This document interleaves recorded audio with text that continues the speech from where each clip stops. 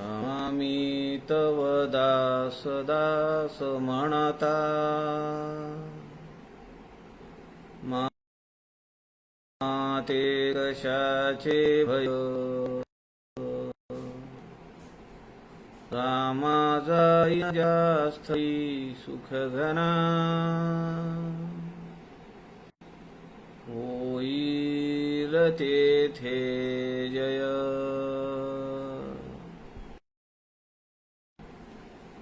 रामाया भुवनात्रयी तुझ विणा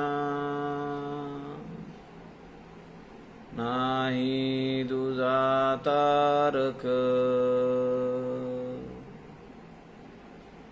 रामा तू सकलार्थ पूर्ण करीशी तू तात मी बालक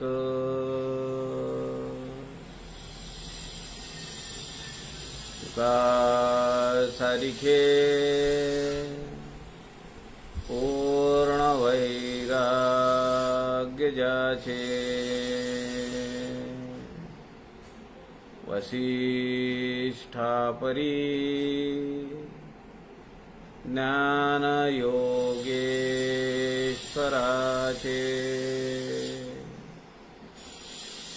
कवी वाल्मिकी सारिखा मान्य ऐसा नमस्कार माझा सद्गुरु रामदासा मला वाटते अंतरी त्वा वसावे तुझ्या दासबोधासी त्वा बोध व्हावे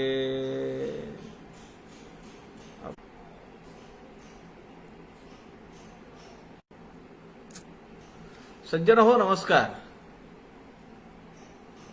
सद्गुरू समर्थ रामदास स्वामींच्या वाङ्मयाचा प्रचार प्रसार व्हावा या उद्देशाने संत समागम फेसबुक लाईव्ह पेजचे मुख्य सूत्रधार आदरणीय प्रवीणजी शास्त्री दिवाकर यांनी हे फेसबुक पेजचं माध्यम आपल्याला उपलब्ध करून दिलेलं आहे. आपण या माध्यमाच्या द्वारे सध्या समर्थ रामदास स्वामींच्या टाकळी तपाचरण काळातील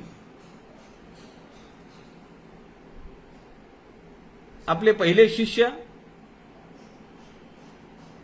श्री उद्धवजी स्वामी यांना जो उपदेश केला तो म्हणजे 21 समासी दासबोध, त्याला जुना दासबोध असं म्हणतात.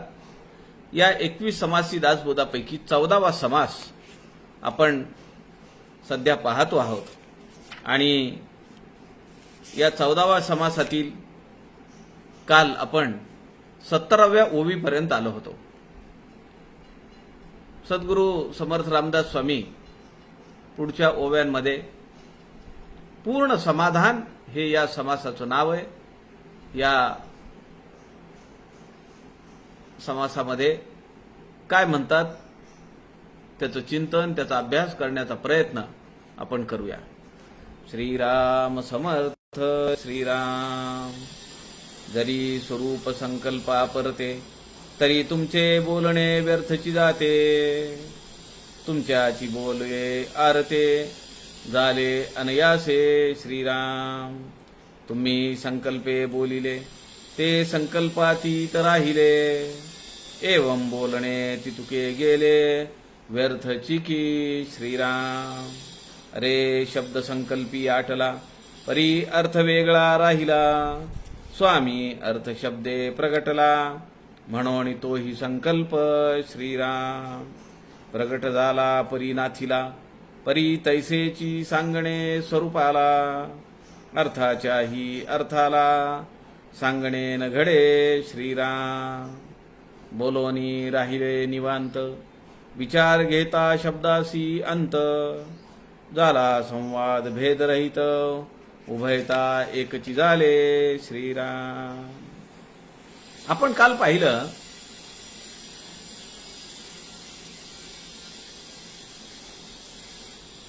शिष्य आपल्या स्वामींना म्हणतो, स्वामी संकल्पा परता ऐसे शब्दी का बोलता, उरतो शब्द सर्वथा बोलोची नाही. सद्गुरू, आत्मस्वरूप हे संकल्पा पलीकडचं आहे आणि हे तुम्ही शब्दामध्ये बोलून दाखवताय.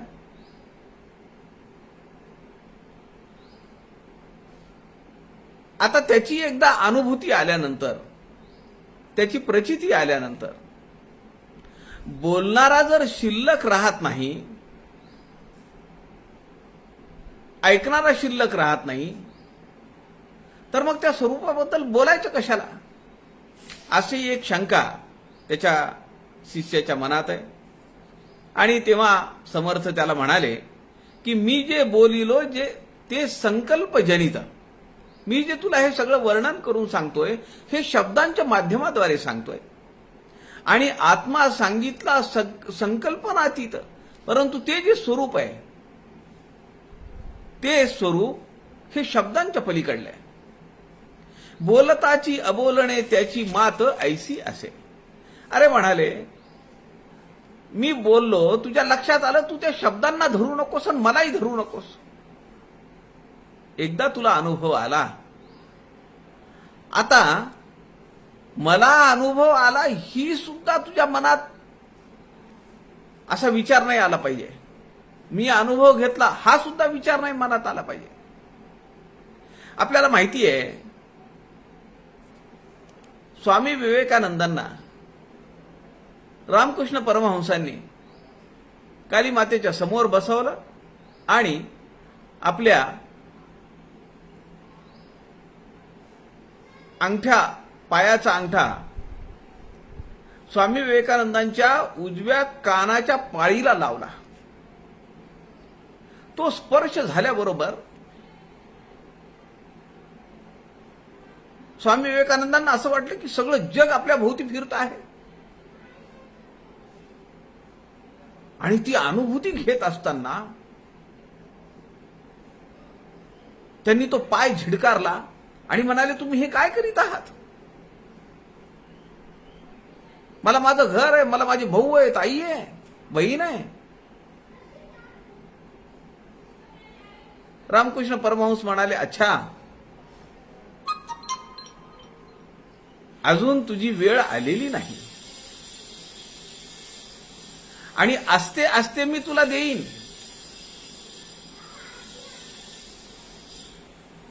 ही जी निर्विकल्प समाधी आहे, ज्या निर्विकल्प समाधीला नरेंद्रांनी झिडकारलं, त्याच निर्विकल्प समाधीच्या माध्यमातून स्वामी विवेकानंद श्रीपाद शिलेवर 72 तास बसलेले, 3 दिवस 3 रात्र, ती निर्विकल्प समाधी. समर्थांना हे अपेक्षित आहे साधकाकडून, मी ते अनुभवतो आहे ही धारणा सुद्धा राहिली नाही पाहिजे. ते पूर्ण समाधान आहे. समर्थ या ठिकाणी म्हणतायत, जरी स्वरूप संकल्पा परते, ते परब्रह्म स्वरूप जे आहे ते शब्दांच्या पलीकडे आहे. कुठलाही संग नाही. मला अनुभव आहे त्याचा असं म्हणता येत नाही, त्याच्या पलीकडे ते. तरी तुमचे बोलणे व्यर्थची जाते. शिष्य म्हणतोय ते पलीकडे, त्याच्या पलीकडे, मग बोलता कशाला? तुमचं बोलणं व्यर्थ चाललंय. तुमच्याची बोलते आरते झाले अनायासे. उलट तुमच्या बोलण्यामुळे ते जे स्वरूप आहे, परब्रह्म स्वरूप, की जे शब्दाच्या पलीकडे, अनुभवाच्या पलीकडे, ते शब्दामध्ये आलंय. तुमच्याची बोले आरते, आले आरते म्हणजे अलीकडे आलंय. देव सारावे परते, संत पूजावे आरते. आरते म्हणजे अलीकडे, पहिल्यांदा. तुमच्याची बोले आरते झाले अनायासे. तुमच्या बोलण्यामुळं ते परब्रह्म स्वरूप जे अनसूट आहे, ज्याला कशाचा संग नाहीये, ते शब्दामध्ये आलं ना. शिष्य सद्गुरूंना सांगतोय, तुम्ही संकल्पे बोलिले ते संकल्पातीत राहिले. एवं बोलणे तिथू गेले व्यर्थची की. तुम्ही शब्दांच्या साह्याने बोललात. आत्मस्वरूप हे शब्दातीत आहे हे तुम्ही सांगताय, पण ते स्वरूप तुम्ही आम्हाला शब्दाच्या माध्यमातून सांगताय. आता त्या आत्मस्वरूप जर शब्दाच्या पलीकडे असेल तर तुमचं बोलणं व्यर्थ आहे. अरे शब्द संकल्पी आटला, परी अर्थ वेगळा राहिला. स्वामी अर्थ शब्दे प्रगटला, म्हणून तोही संकल्प. समर्थ या ठिकाणी म्हणतायत, अरे शब्द संकल्पी आटला, त्याची अनुभूती झाली, त्या परब्रह्म स्वरूपाची प्रचिती आली की शब्द उडून जातो. आटला शब्द जागेवर, संपलं त्याचं अस्तित्व. पण शब्द संपला तरी त्यातला अर्थ राहतो ना. अला काना आ ई इड लिंबूचा आई हे झालं शब्द, पण त्यातून मातृ स्वरूप अर्थ निघाला. शब्द सोडून दिला. माझ्या डोळ्यासमोर माझी आई येते, तिचं ममत्व येतं. आता तिथे शब्द राहतो का? मग कुणी माय म्हणेल, कुणी मम्मी म्हणेल, कुणी आई म्हणेल. अर्थ महत्वाचा आहे. स्वामी अर्थ शब्दे प्रगटला, म्हणून तोही संकल्प. अरे समर्थ या ठिकाणी म्हणतात की तू मला स्वामी म्हणालास ना. आता स्वामी म्हणजे काही आकार आहे का? स्वामी शब्द उच्चारल्यानंतर मी प्रगट होतो. मी काही स्वामी आहे का? त्या स्वामी शब्दामध्ये माझा काही संबंध आहे का? फक्त माझा मी हे अर्थरूपाने प्रगट होतो आणि शब्द संपतो. शब्दाची मर्यादा कमी आहे, ती संपली. प्रगट झाला परी नाथीला, परी तैसेची सांगणे स्वरूपाला, अर्थाच्याही अर्थाला सांगणे न घडे. समर्थ या ठिकाणी म्हणतायत, प्रगट झाला परी नाथीला. शब्द जो बाहेर पडला तो नाश पावला, कारण त्यातून अर्थ बाहेर आला. मी एखादा शब्द सांगितला, त्या शब्दातून अर्थ प्रगटला. आता शब्दाला काय घेऊन बसायचे? परी तैसेची सांगणे स्वरूपाला. पण असं असलं तरी त्या स्वरूपाचं वर्णन करण्याकरता शब्दच उपयोगी पडतात. अर्थाच्याही अर्थाला सांगणे न घडे. आता त्या अर्थाचाही पलीकडे सूक्ष्म अर्थ आहे, तो मात्र शब्दांनी सांगता येत नाही. एक उदाहरण आपण घेऊया. भुईमुगाच्या शेंगा आपल्याला माहिती आहेत. आपण शेंगा खातो का? लोक म्हणतात शेंगा खा. आपण खातो का शेंगा? शेंगा खात नाही आपण. आपण काय करतो? शेंग फोडतो, वरचं टरफल टाकून देतो आणि शेंगदाणा खातो. आता हा शेंगदाणा जो खातो आपण, त्याला अजून एक कवच आहे. टरफल टाकलं, भुईमुगाच्या शेंगाचं टरफल आपण फेकून दिलं. त्यातून जो शेंगदाणा आपल्या हातात आला तो आपण खातो. पण त्या शेंगदाण्याला एक टरफल आहे, एक कवच आहे, एक पातळ पापुद्रा आहे. तो पापुद्रा केव्हा निघतो? जेव्हा त्याला आपण भाजू. अगोदर उन्हामध्ये वाळवावं लागेल, त्यानंतर भाजावं लागेल, आणि भाजल्यानंतर आपण त्याला असं हाताने केल्याबरोबर सगळा पाचोळा निघून जातो. आता बघा प्रोसेस कशी आहे सगळी. तो पाचोळा निघून गेला, तो सूक्ष्म पापुद्रा निघून जाण्यासाठी त्या शेंगदाण्याला उन्हामध्ये गरम व्हावं लागलं आणि तव्यावर भाजावं लागलं. सज्जन हो, एक एक टप्पा आहे साधनेचा. त्यातून आम्हाला काय काय करत जावं लागेल त्याचं एक उदाहरण आहे. आमच्या साधनेनी, आमच्या तपश्चर्येनी, आमच्या तपाचरणानी आमची वासना बीज जळली पाहिजेत, भाजली पाहिजेत. समर्थ दासबोधामध्ये काय सांगतात? भाजले बीज उगवेना. ज्या बियाला भाजलं, ज्या बीजाला भाजलं ते उगवत नाही. जर्मिनेशन संपलं त्याचं. त्याची जी काही पात्रता आहे जर्मिनेशन, अंकुरण होण्याची, ती संपली. वासनांचं बीज आमचं जळतंय का?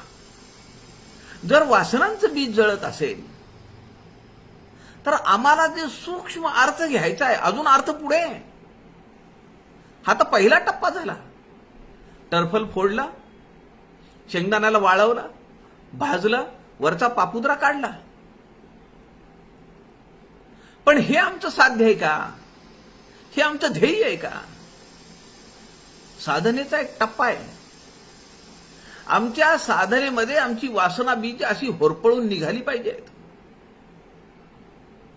ती भाजून निघाली पाहिजेत, जेणेकरून पुनरपि जननम पुनरपि मरणम जननी जठरे शयनम, ह्या यातायातीमधून आमची सुटका होणार नाही त्याशिवाय. आता खरं तर तुम्ही मला सांगा, भुईमुगाच्या शेंगातून आम्हाला काय पाहिजे? आमच्या या जीवनाला संवर्धन करण्यासाठी, या जीवनाचं पोषण करण्यासाठी आम्हाला पाहिजे फॅट.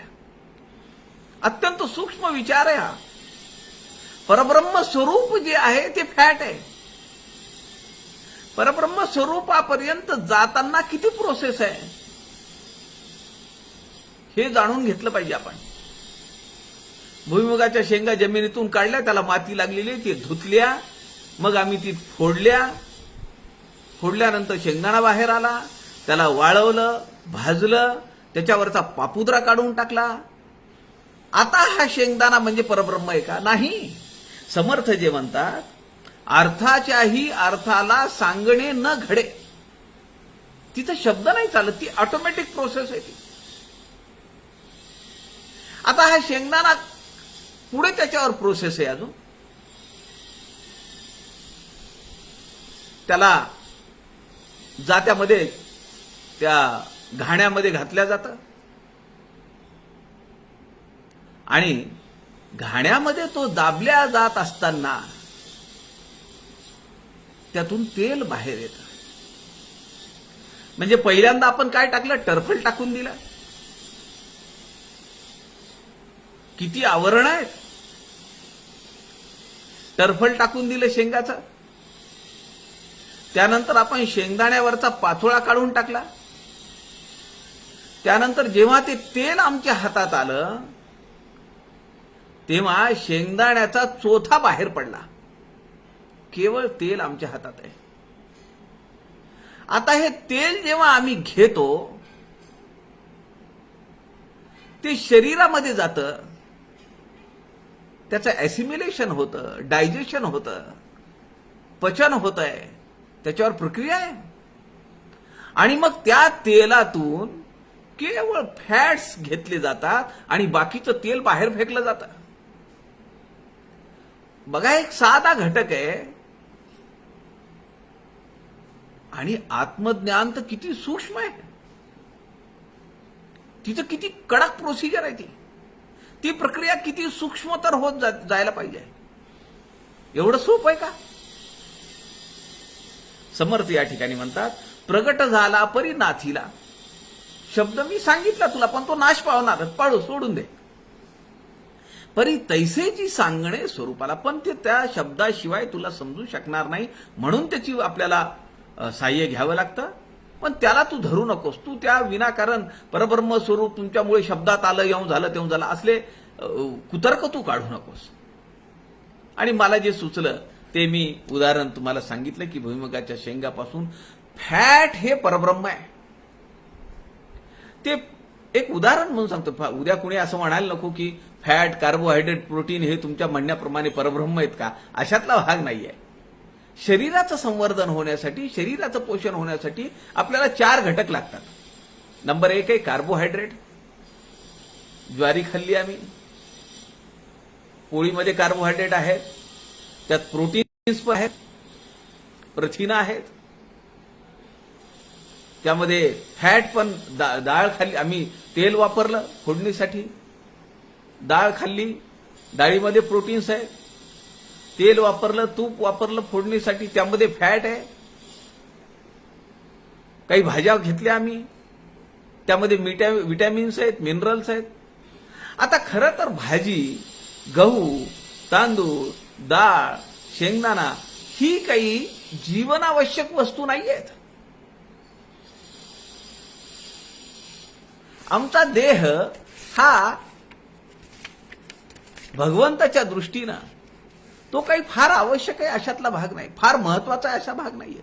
म्हणून आम्हाला समर्थ सांगतात, देह मिथ्या जाणोनी जीवे, याचे सार्थकची करावे, भजन भावे तोष व्हावे, चित्त सद्गुरूचे श्रीराम.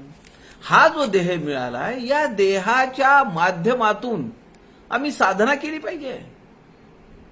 सद्गुरूंना आम्ही प्रसन्न करून घेतलं पाहिजे, त्यांना समाधान देता आलं पाहिजे, त्यांना संतोष देता आला पाहिजे, तर त्यांची कृपा आमच्यावर होईल. देह मिथ्या जाणोनी जीवे, हे सगळ्या गोष्टी मिथ्या आहेत. सत्य काय आहे, म्हणजे वेगळ्या आपल्या भाषेत सांगायचं, सत्य काय आहे, चिरंतन सत्य काय आहे? Carbohydrate, fat, proteins, vitamins and minerals, एवढ्यावरच सगळं जीवन चालतं. मग हे मिळण्यासाठी बाकीचे पदार्थ आहेत.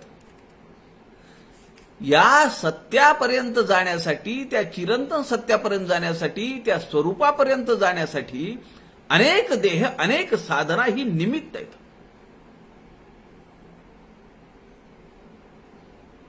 अजून एक आपल्याला उदाहरण देता येईल. समजा आपण चाललो आहोत बाहेर आणि शेतातून जात असताना आपल्या पायामध्ये काटा टोचला, तो खुडला, चालता येईना, दुखायला लागलं. मग आपण काय करतो, एका झाडाखाली बसतो, पाय स्वच्छ धुवून काढतो, कुठेही काटा ते पाहतो, तो दिसला की आपण आता दुसऱ्या काट्याच्या शोधात राहतो.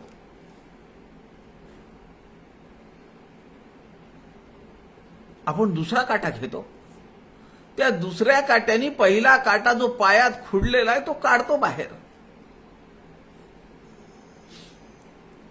आणि दोन्ही काटे कामाला येणार आहेत म्हणून खिशात ठेवतो का? किंवा दुसऱ्या काट्याने आपला पहिला काटा काढून टाकला म्हणून दुसऱ्या काट्याला आपला म्हणून खिशात ठेवतो का? नाही, आपण दोन्ही काटे फेकून देतो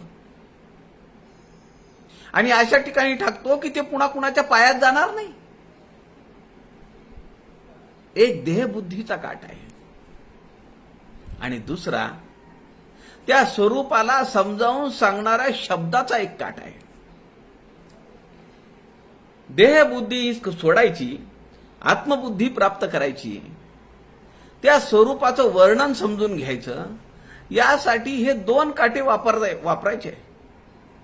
आणि जेव्हा त्या परब्रह्म स्वरूपाची तदाकारता झाली की हे काटे फेकून द्यायचे. आता काट्याचं काम काय? समर्थ या ठिकाणी म्हणतात, द्वैताविण अद्वैत बोलताची नाहीये. बोलावं लागतं म्हणून द्वैतामध्ये जायचंय. द्वैताविण अद्वैत बोलताची नाही. सद्गुरु स्तवनामध्ये जसं म्हणतात, दुरोनी माझा नमस्कारू. द्वैतामध्ये गेल्याशिवाय सद्गुरूंना नमस्कार कसा करता येईल? आता पुढे आता या समासाचा शेवट आलाय. गुरु आणि शिष्य दोघं एकच स्वरूप झाले, एक रूप झाले. आता शिष्याला जर सद्गुरूंना नमस्कार करायचा आहे तर त्याला ते रूप सोडावं लागेल ना, एक रूप. त्याला द्वैतात जावं लागेल. म्हणून दुरुनी माझा नमस्कारू.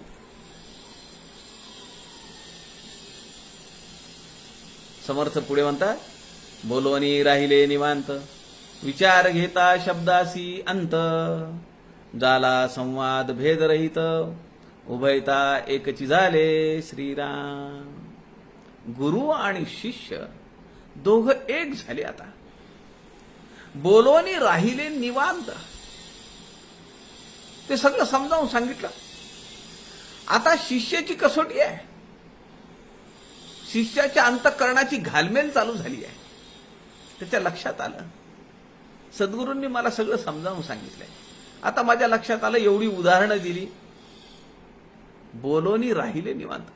सद्गुरू त्याच्याकडे पाहतायत, फक्त पाहतायत, त्याचा चेहरा पाहतायत. विचार घेता शब्दासी अंत, अर्थ समजला. आता बोलण्यासारखं काही उरलं नाही. बऱ्याच वेळा असं होतं, खूप वर्षानंतर आपल्या परिचयाचा, आपल्या नात्यातला अत्यंत जवळचा असा एखादा जर मित्र म्हणा, नातेवाईक म्हणा, खूप वर्षांनी भेटला. आपण फोनवर बोलत असतो त्याच्याशी, खूप बोलतो, तासन तास गप्पा मारतो, पण भेट नाही झाली. अनेक वर्षानंतर भेट झाली. काय करतो माणूस? त्याला जवळ घेतो, त्याला घट्ट मिठी मारतो. तो काही बोलतो का? काही बोलत नाही. तुम्ही विचार करा की समर्थ वाङ्मयाबद्दल तुम्हाला काही बोलायचं आहे, तुम्ही केव्हा बोलाल? तुमचा अभ्यास किंवा समर्थांबद्दल, समर्थांच्या वाङ्मयाबद्दल तुम्ही कुठे सांगाल? दोन गोष्टीमध्ये तुम्ही काही सांगू शकत नाही. नंबर एक, ज्या ठिकाणी बोलण्याचा काही उपयोग नाही अशा ठिकाणी तुम्ही काही सांगत नाही. तुम्हाला सगळं माहिती आहे. नाठाळ लोक जमलेली आहेत, नाकर्ते लोक जमलेत, अश्रद्ध लोक जमलेत. तिथं तुम्ही समर्थांचं चरित्र, समर्थांचं वाङ्मय काही सांगाल का? काही सांगणार नाही.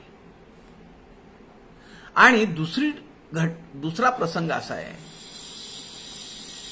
की ज्यांची 50-60 वर्ष समर्थांच्या, जशी त्याला त्या माणसाला व्यक्तिमत्वाला जाण आली तसा तो समर्थ वाङ्मयाचा अभ्यास करतो आहे, गडावर राहतो आहे.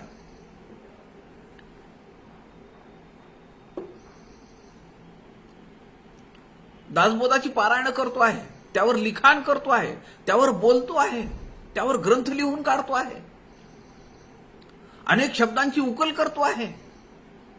अशी जर विद्वान मंडळी बसली तुमच्या समोर, जर भेटली, तुम्हाला जर भेटली, तुम्ही तिचं आपलं ज्ञान पाजळाल का? आपण म्हणणार नाही, व आपण ऐकून घेऊ, असा क्षण पुन्हा येणार नाही. आपण इथं बोलणार नाही. ज्या ठिकाणी साधना चालू आहे, आपल्या पातळीवरची माणसं आहेत, तिथंच आपण एकमेकांना हे सांगणार, समर्थांच्या चरित्राबद्दल भरभरून बोलणार, समर्थांच्या वाङ्मयाबद्दल भरभरून बोलणार. हे कुठं होणार? आपल्या पातळीवर होणार.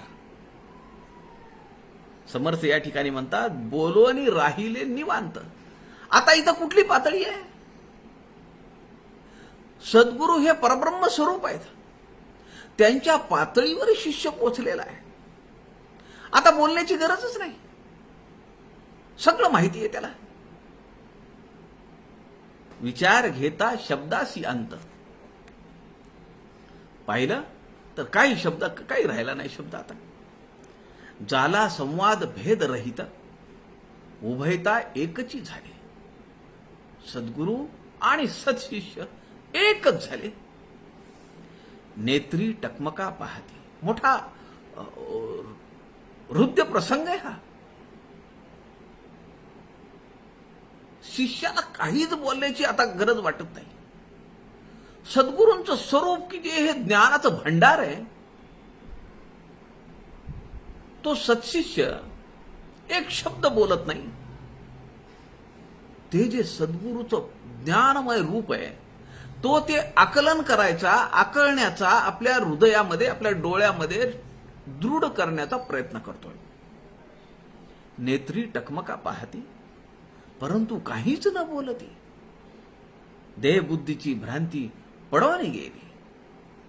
मी शिष्य आहे, आपण सद्गुरू आहात, हे काही राहिलं नाही. पुढे समर्थ म्हणाले, प्रपंच आणि पारमार्थिक उपाधी सुद्धा सगळी संपली. म्हणजे हा अनुभव आपण आपल्या साधना काळात सुद्धा घेऊ शकतो. समर्थांनी सांगितलंय, प्रापंचिक आणि पारमार्थिक उपाधी सुद्धा काही राहिली नाही. सद्गुरू आणि सत्शिष्य हे एक झाले, एक तत्व झालं. पातियासी पाते न लगे. किती टकमका पाहतायत. अहो, डोळ्यांची भुवयांची उघडझाप सुद्धा बंद झाली आहे. एवढा सुद्धा देहधर्म राहिला नाही, देहबुद्धी राहिली नाही. डोळ्यांच्या पापण्यांची उघडझाप करावी लागते किंवा ती व्हायला पाहिजे, हे सुद्धा राहिलं नाही. पातियासी पाते न लगे, तेने जळ वाहे लागे. आणि अशा वेळी डोळ्यातून धारा बाहेर पडत आहे. सत्शिष्याला कृतकृत्य झाल्यासारखं वाटलं. सद्गुरूंनी मला काय जाणून दिले आज, किती मोठं अगाध ज्ञान दिले आज. मंद वायूचे निसंगे गळती अश्रुपात.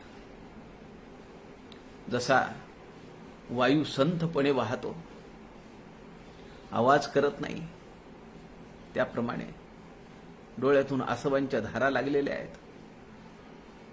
सद्गुरूंच्या प्रति सत्शिष्याची तळमळ जी आहे, जो आदर आहे, जो प्रेम आहे, जो स्नेह आहे, तो सगळा भाव त्या अश्रूंच्या रूपाने वाहतो आहे, अखंड वाहतो आहे. देहाचे स्मरण नाही, निचेष्टित झाले विदेही. देह भावना उडाली, निचेष्टित पडल्यासारखं झालं. स्वरूपाव भास तोही मोडून गेला. स्वरूपाचा झालेला भास तो सुद्धा मोडून गेला.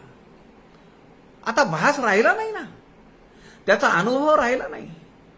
कारण समर्थांनी सुरुवातीला सांगितलं, दोघ उभयता एकची झाले. एक अभंग आहे समर्थ रामदासांचा. रामदास स्वामी अभंगामध्ये म्हणतात, माझा स्वामी आहे संकल्पा परता. तो शब्दांच्या पलीकडे आहे आणि त्याला बोलावण्याचा संकल्प सुद्धा करण्याची गरज नाहीये. आवाहन विसर्जनाच्या पलीकडे माझा स्वामी आहे.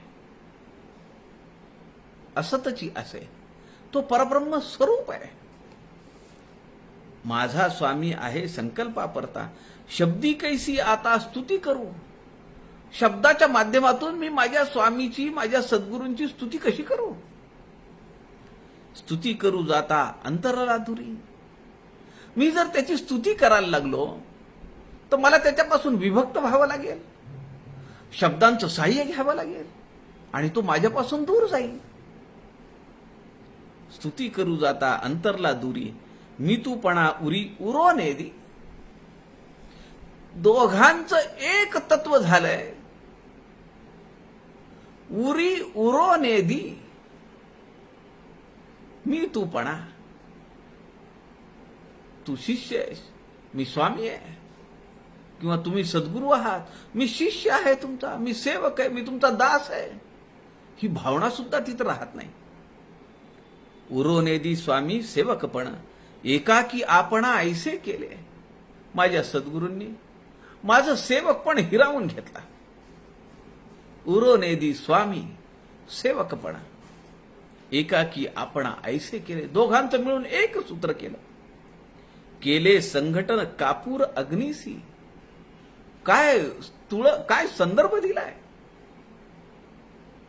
माझं अस्तित्व संपवलं आणि त्यांच्या अस्तित्वामध्ये मला विलीन करून घेतलं. मला तुम्ही सांगा, आम्ही काडी पेटवली. काडीचा ज्वाळ आहे, डब्यामधून काढलेली कापराची वडी आहे, निरंजनामध्ये दोन ठिकाणी दोन अस्तित्व आहे.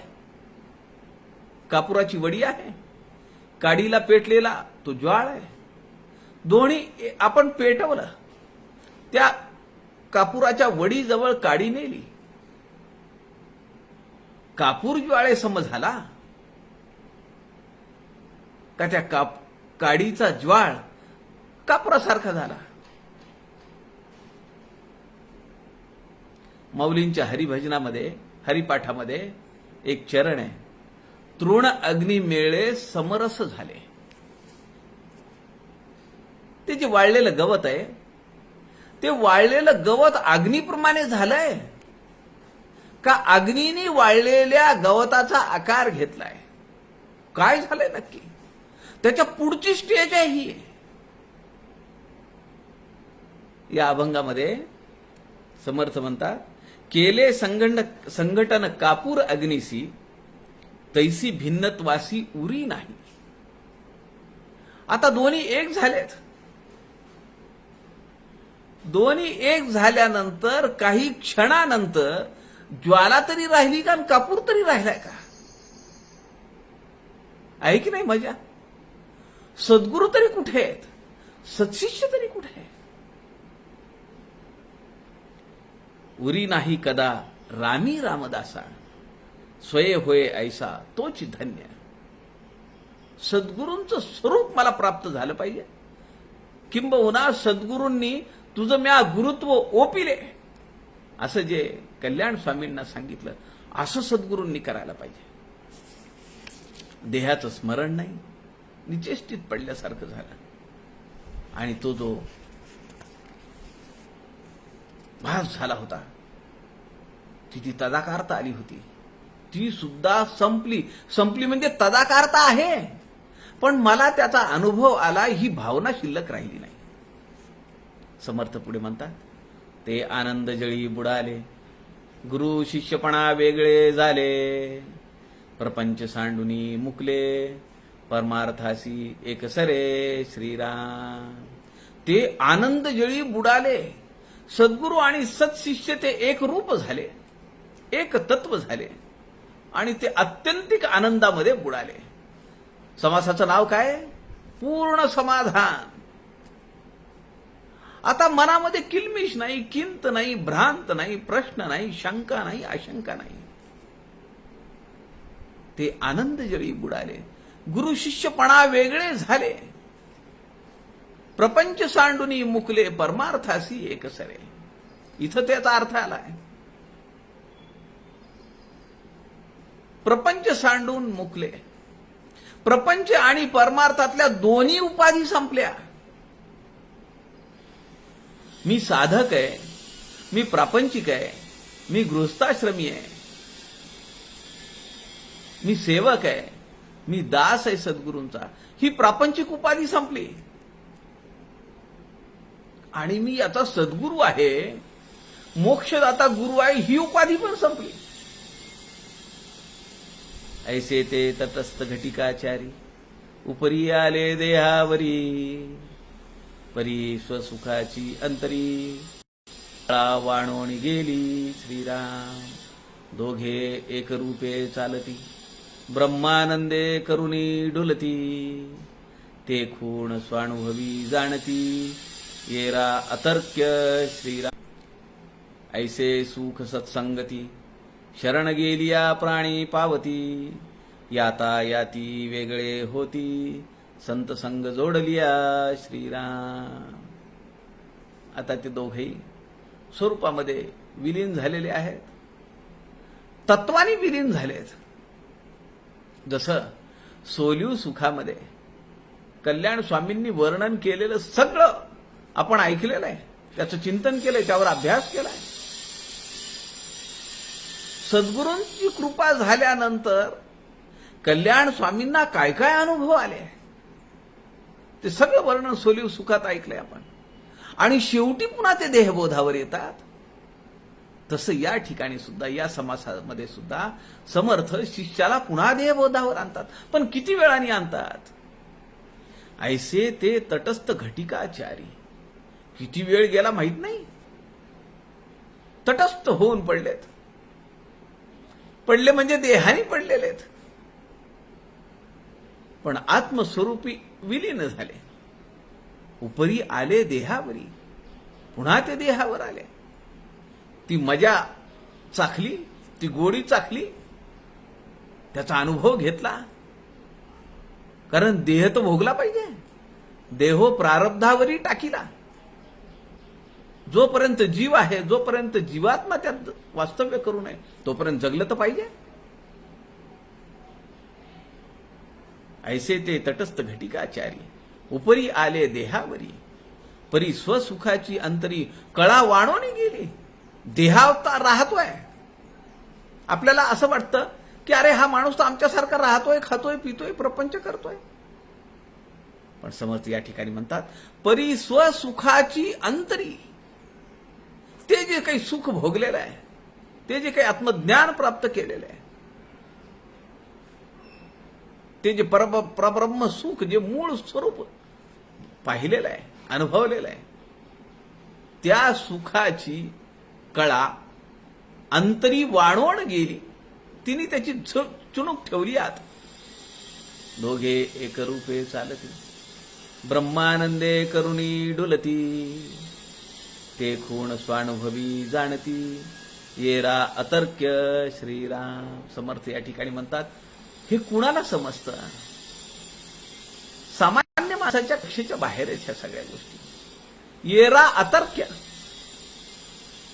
येथे पाहिजे जातीचे. योगी ओळखावा योगेश्वरे.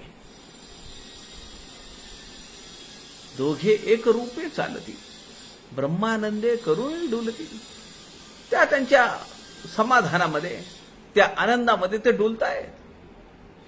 देव पातळीवरचे जे सुख दुःख आहे ते त्यांना बाधा करू शकत नाहीत. त्यांना काही फरक पडत नाही त्याच्याने.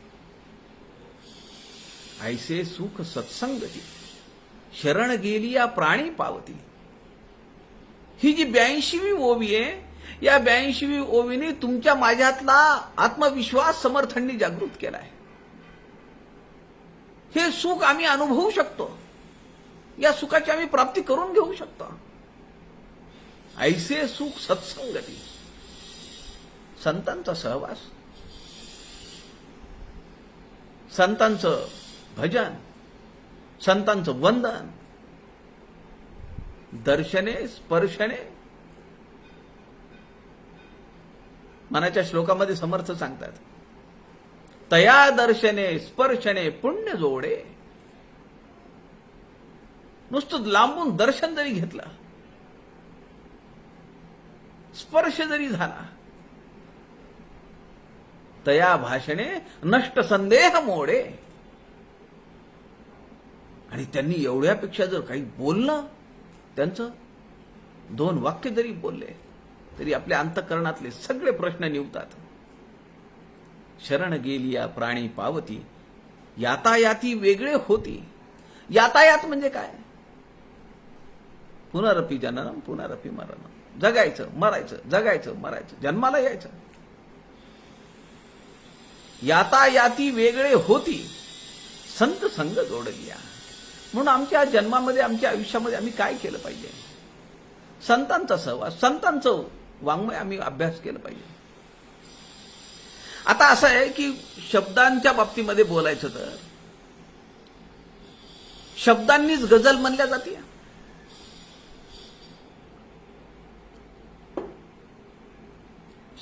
शब्दांनीच गाणे म्हटल्या जातात.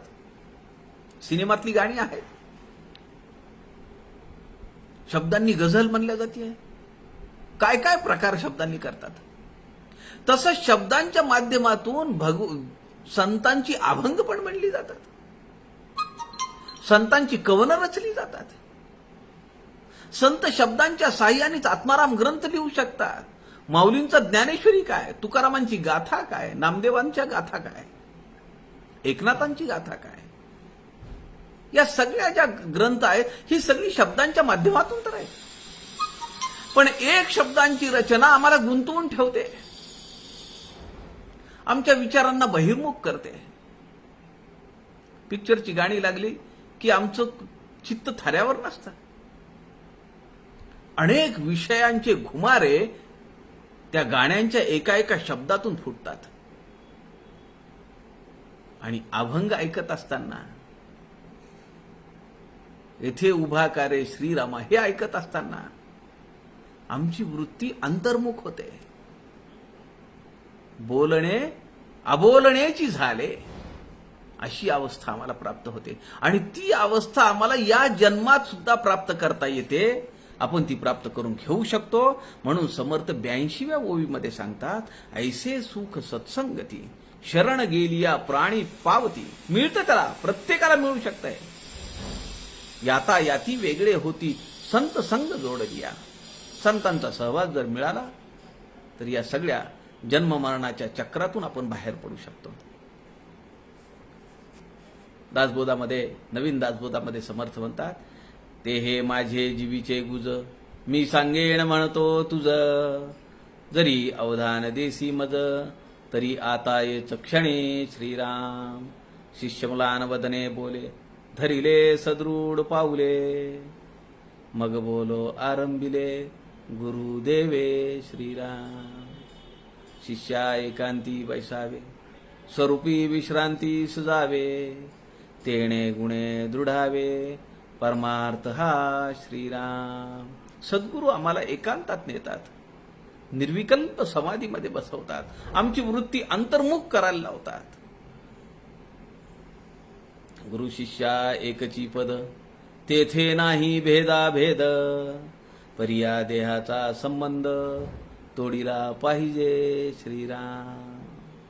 ही देह बुद्धी क्षणे आस्ते आस्ते हळूहळू कमी करता आली पाहिजे. आम्ही जेवढे या देहबुद्धीला चिकटून राहू तोपर्यंत आमचा मार्ग, परमार्थिक मार्ग आम्हाला सुकर होणार नाही. तो रस्ता आम्हाला दिसणारच नाही.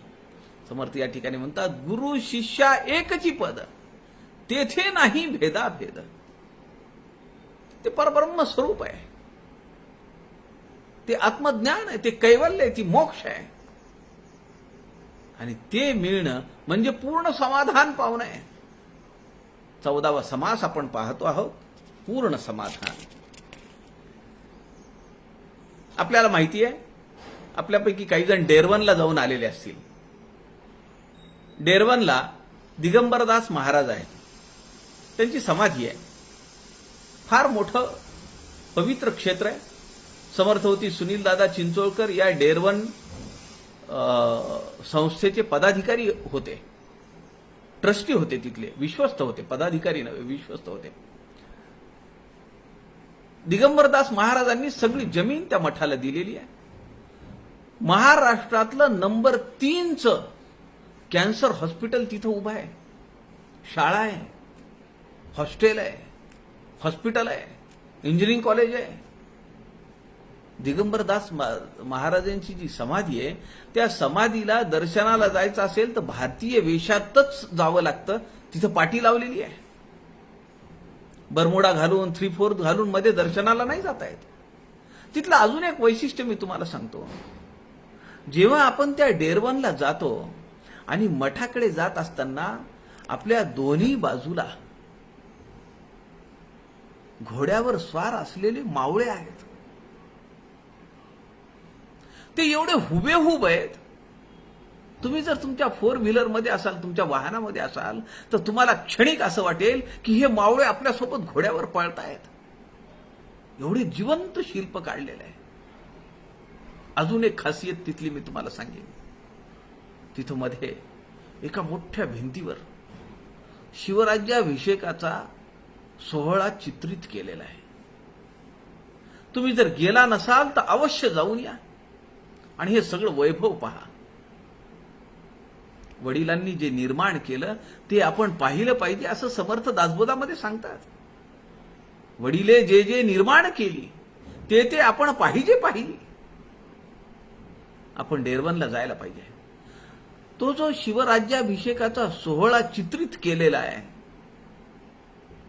आपले डोळे बांधायचे आणि तिथं नेऊन उभं करायचं, पटकन पट्टी काढून बघ म्हणायचं समोर. असं वाटेल की आत्ता तो सोहळा होतो आहे. एवढा जिवंतपणा आहे. कुणाचे डोळे दिसत आहेत, कुणाचा हात दिसतोय, कुणाचा कान दिसतोय, कुणाचा चेहरा दिसतोय. अत्यंत जिवंत शिल्प आहे. दिगंबरदास महाराजांची अनेक ग्रंथ रचना आहे. त्यातला एक सगळ्यात मोठा ग्रंथ आहे तूची बाप धनी. तूची बाप धनी. तूच माझा बाप आहेस, तूच माझा मालक आहेस. जवळपास 400, 450, 500 पानांचा ग्रंथ आहे. अत्यंत प्रासादिक ग्रंथ आहे. दिगंबरदास महाराजांनी निजहित बोध हा एक त्यांचा दुसरा ग्रंथ आहे. त्यामध्ये त्यांनी हे वर्णन केलेलं आहे. गुरु शिष्यांचा जहाला एकांत, आकार उकार मकाराचा प्रांत, अर्धमात्रेचे पैल निवांत, बिंदू तोही फोडीला. हे माझी गुरवी भक्ती, परमज्ञान परमज्योती, कथियेले बा तुझ प्रती शिष्यवरा. सद्गुरू काय सांगतायत शिष्याला? जसं समर्थांनी इथं सांगितलं तसं दिगंबरदास म्हणतात, गुरु शिष्याचा जहाला एकांत.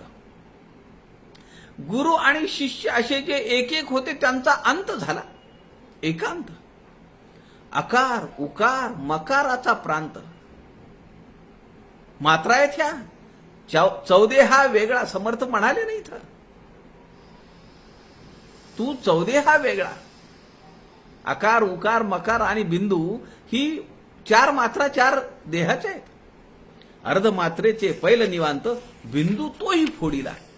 हे माझी गुरवी भक्ती, परमज्ञान परमज्योती, कथियेली बा तुझ प्रती शिष्यवरा.